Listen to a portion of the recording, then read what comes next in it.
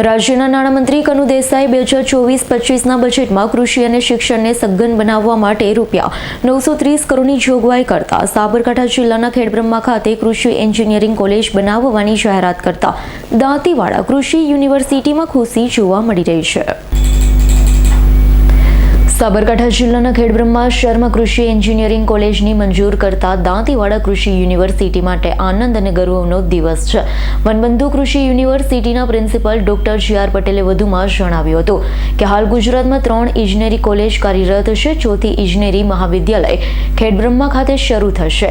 સમગ્ર ગુજરાતભરના વિદ્યાર્થીઓને પ્રવેશ મળશે। સ્નાતક થયા બાદ કૃષિ યાંત્રીકરણ વેગવંતુ બનશે, ખેડૂતો પણ વેગવંતા બનશે। તે માટે વડાપ્રધાન નરેન્દ્ર મોદી, મુખ્યમંત્રી, નાણામંત્રી, કૃષિ મંત્રીનો આભાર વ્યક્ત કર્યો હતો।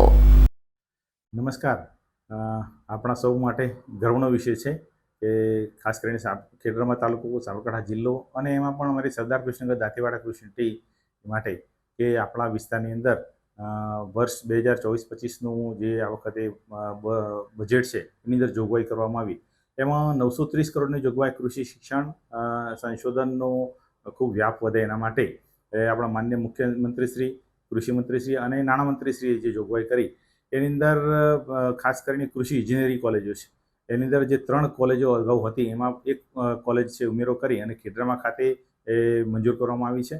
અને આ કોલેજની ફાળવણીથી ગુજરાતની અંદરના જે ખેડૂતના દીકરાઓ છે એ કૃષિ ઇજનેરનો 4 વર્ષનો અભ્યાસ કરશે અને અભ્યાસ કર્યા પછી જે કૃષિ તાંત્રિક પદ્ધતિઓ છે એ તાંત્રિક પદ્ધતિઓ છે એની અંદર ખૂબ છે વેગબંધ બનાવશે અને યાંત્રિકરણ રીતે ખેડૂતો છે એમાં ખૂબ આગળ વધે અને ખેડૂતોની પ્રગતિ થાય એ તરફનું સંશોધન કરશે। સાથે સાથે શિક્ષણ મેળવી અને ઘણા બધા જે વિદ્યાર્થી મિત્રો છે પોતાનું આગવું પ્રદાન કરી અને ખૂબ સારા યાંત્રિકરણની રીતે ઉદ્યોગપતિઓ બનશે।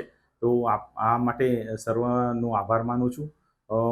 અને એ સિવાય મિત્રો ખાસ કરીને અમારા કુલપતિ શ્રી ડૉક્ટર R.N. ચૌહાણ સાહેબે, અમારા પ્લાનિંગ ઓફિસર શ્રી, સંશોધન નિયામક શ્રી અને કોલેજના ડીન શ્રી મોદી સાહેબે ખૂબ જે જહેમત ઉઠાવી અને આ જે જોગવાઈ માટે સરકારશ્રીમાં રજૂઆત કરેલી એની મંજૂર રાખી એટલે સર્વનો આભાર માનું છું।